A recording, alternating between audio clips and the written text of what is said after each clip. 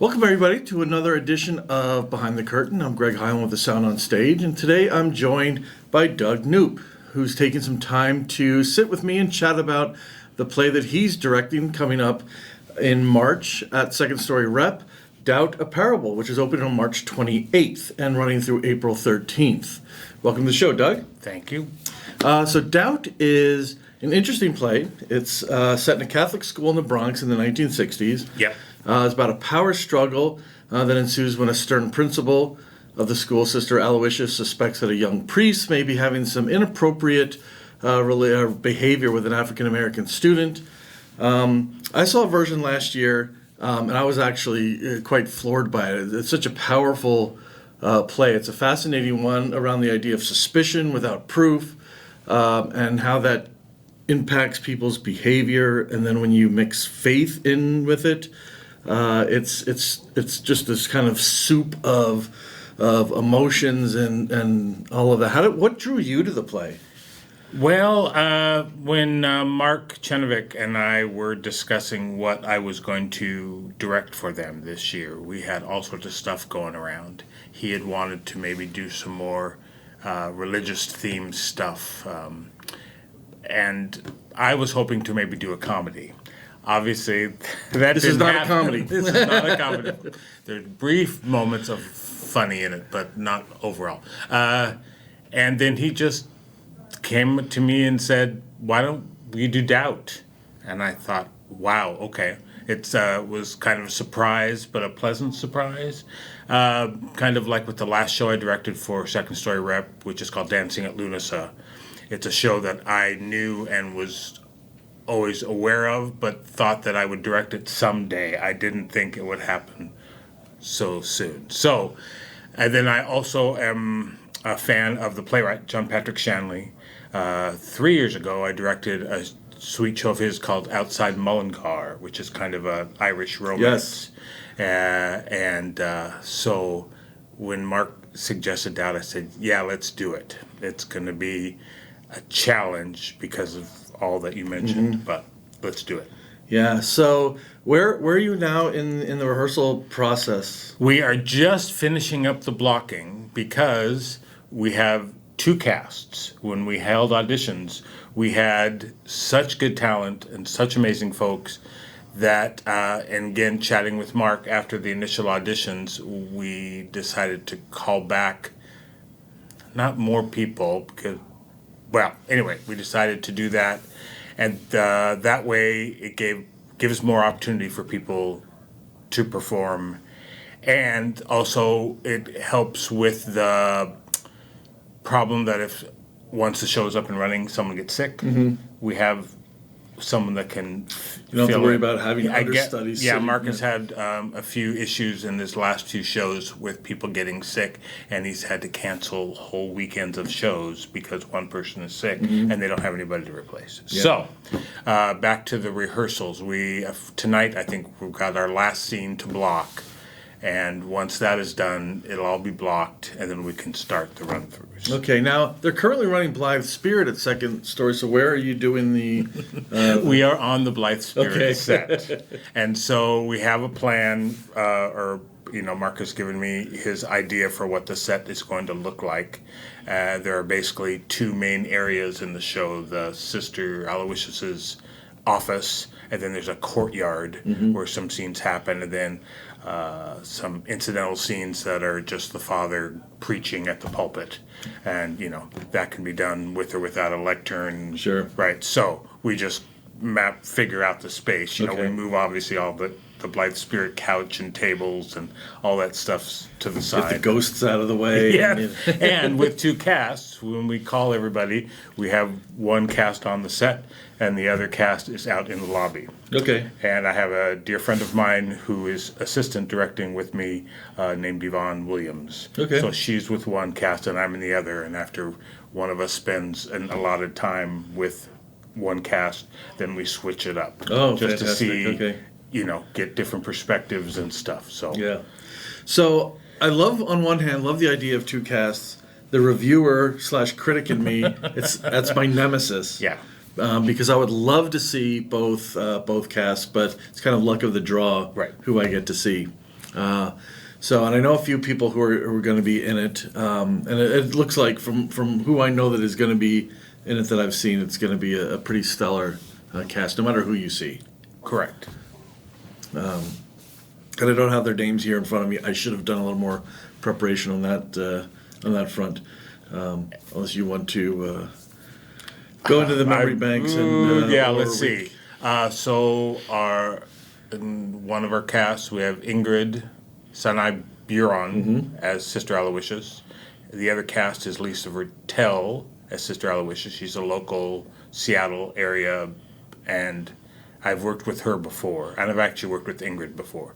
Our father Flynn's, or Father's Flynn, however you want to say Flynn, it. yeah. We have Daniel Wood, who's another great Seattle area actor, and a man that's new to me, Jeremy Raddick, who I saw in some of the shorts that they do up at As If Theater up there in Kenmore. Yeah. First saw him there, and anyway, that, and now you get to my Sister James's. We have Ashley Kemper as one of our Sister James, and then Mariah, I'm going to forget her last name.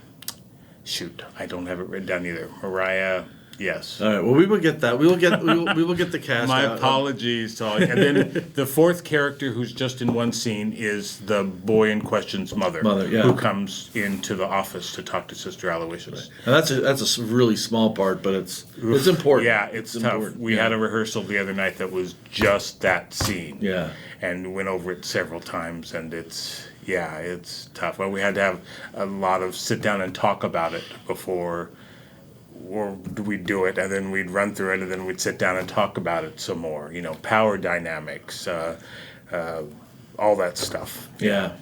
Well, I want to talk a little bit about Mark, because Mark is basically the production designer of every show. Yeah. At Second Story, he does set, lights, sound, pretty much everything. So. And I haven't had a chance to talk to him about this in detail, and I've wanted to. So while I've got you here, I would like your perspective as the director on how that relationship works with you and your vision for the show, and how you interact and trade ideas between what you envision and what he wants to do with the set and all of that, and how you guys collaborate on that.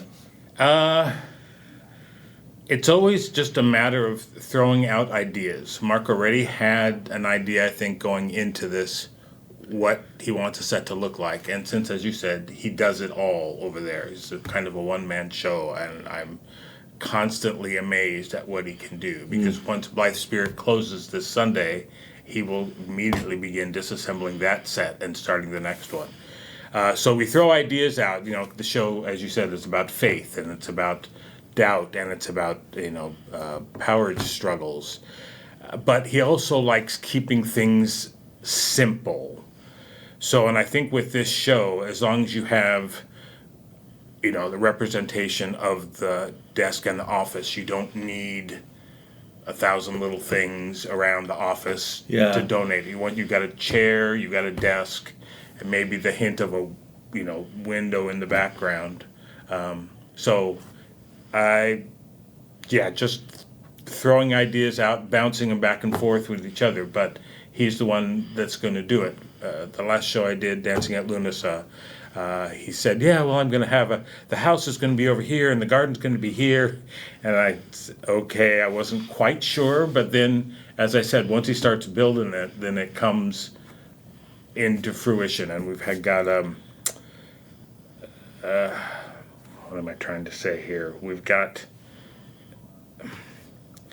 so those first couple weeks, which we're in right now, are always kind of tough because you may be rehearsing on a previous show's set and not exactly sure how it's going to play out. There's some things that Mark has said about what he has in mind, but I don't want to say them in case they don't happen. But I would not be surprised at all if they do happen. Yeah. So. Yeah, and because shapes change and things like that, so you'll probably just end up tweaking things, I would imagine, right. Down the line. The last John Patrick Shanley show I did, which had 3 distinct performance spaces, we did it all so there was house 1 on one side, house 2, another living space, and then a third space where the couple did a lot of their bantering and stuff. But it was just all there, both sets, and so he would just use lighting to donate which one that you or donate. Focus on which focus one, on which one you're doing. Yeah, he does a good job with that. Even in Blithe Spirit, where you need to focus on a particular part of the stage, he's got that all dialed in with lighting and all of that. So what are you hoping people take away from the show when they see it? To think about it. I don't, and not that you don't think about a show, but a lot of people like to go to shows, myself included, to enjoy, have a good time, laugh, and like I said, I do enjoy that, but not this show in particular. I did a lot of research looking into John Patrick Shanley, who wrote the play, and his interviews when the play came out, and then again when the movie came out. And he wants you to think about, if you side with one particular character in the show, and then halfway through or toward the end you change your mind, he wants you to do that. And nowhere that I found did he give a definitive answer to the question that colors the whole show. Did this priest do what he's accused of? Yeah. And that makes it interesting when you're working with actors. You have to get them to decide what's the truth and what's not. But I also want them not to totally reveal that to the audience so that the audience will have that as a question. So I want the audience to think. Yeah. I don't know. Well, yeah, and that's actually, my wife and I always talk about our favorite shows are the ones where, because we do a lot of driving to get different theaters.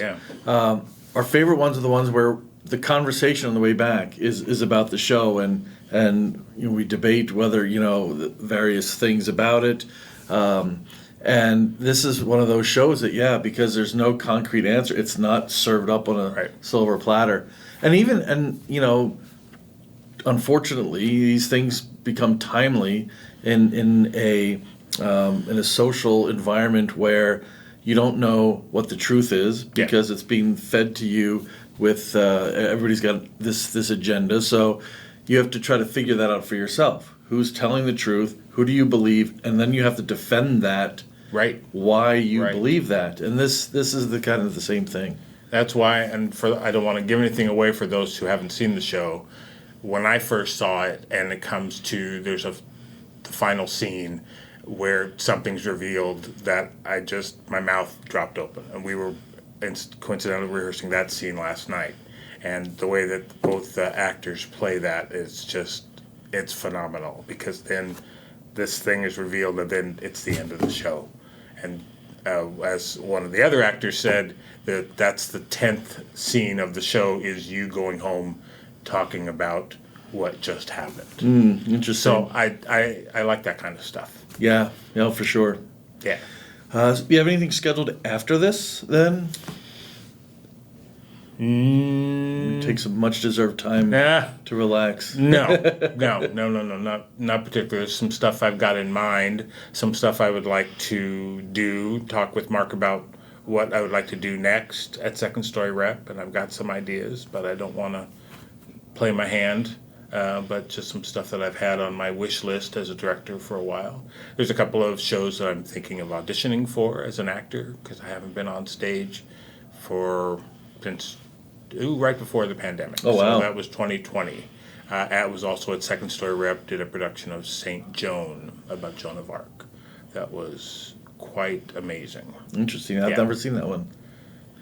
Yeah, and my friend Renetta Vines, shout out to her. She directed it, and she did an amazing job. She adapted the script, and we had a great woman playing Joan of Arc, and I was one of the horrible people that accused her and sent her off to... Anyway, it's been a while. And then after our show was done, the next show that was going up at SecondStory Rep had like 2 performances, and then they had to close down because of that. But everybody's got a story like that with that. Yeah. There's always the we were in rehearsal, we were in tech week, and you're right. You're absolutely right about that.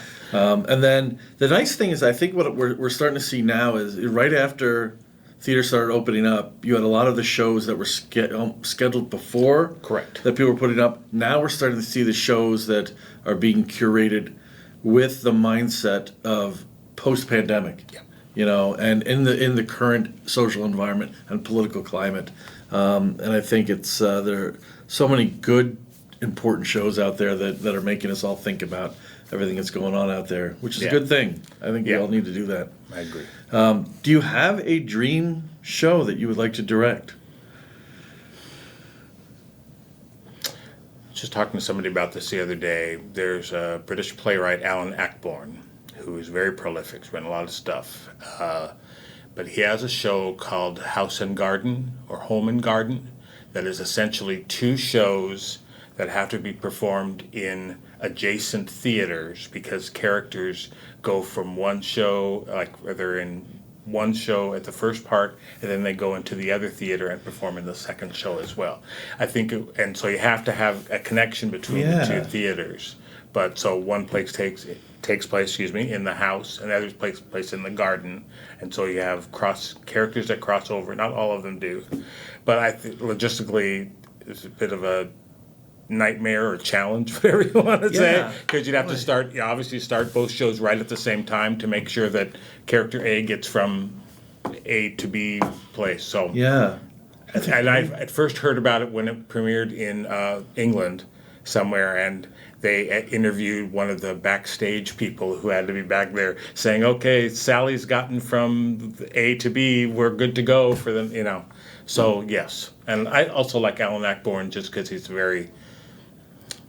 It's funny, but he usually cuts it with some good drama too to keep it interesting. Yeah, thinking about that, I'm wondering, could you do the garden part outside, so that if you had a theater and then an adjacent part? I suppose, but then you'd have to make sure you schedule it here in Seattle where the weather's August or September, maybe. Right. So yeah. I'm just trying to think where you'd have 2. I mean, there are places that have 2 theater spaces next to each other. 12th Avenue Arts is what comes to mind to me. They've got the 2 performance spaces. Because I've worked there, the backstage, there's an alley or a hallway that goes between the 2 theaters. That's true, So. Yeah, there's some other bigger, you have Taproot that has a little studio. Right. I hadn't thought about that. You could do it there as well. Yeah, interesting. Something to think about. That, yes. Seems intriguing, though. I like the idea of that. It's definitely unique. Yep. So, cool. So, keep your eyes peeled. Who knows? Yeah.